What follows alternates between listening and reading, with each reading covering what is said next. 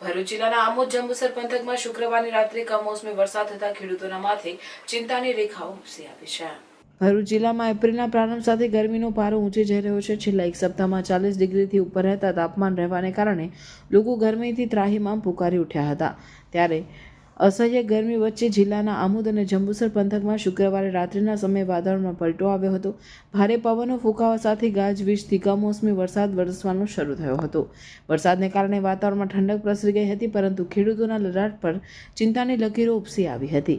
પંથકના ખેડૂતોએ હાલમાં તુવેર તેમજ મગ સહિતના કઠોળ પાક કાપીને ખેતરમાં તેમજ ખડી વિસ્તારમાં સુકાવા મૂક્યા છે। ત્યારે અચાનક વરસાદ વરસતા ખેડૂતોમાં દોડધામ મચી ગઈ હતી। વરસાદી માહોલ જામી જતાં તેમને નુકસાનની ભીતિ સેવાઈ રહી છે।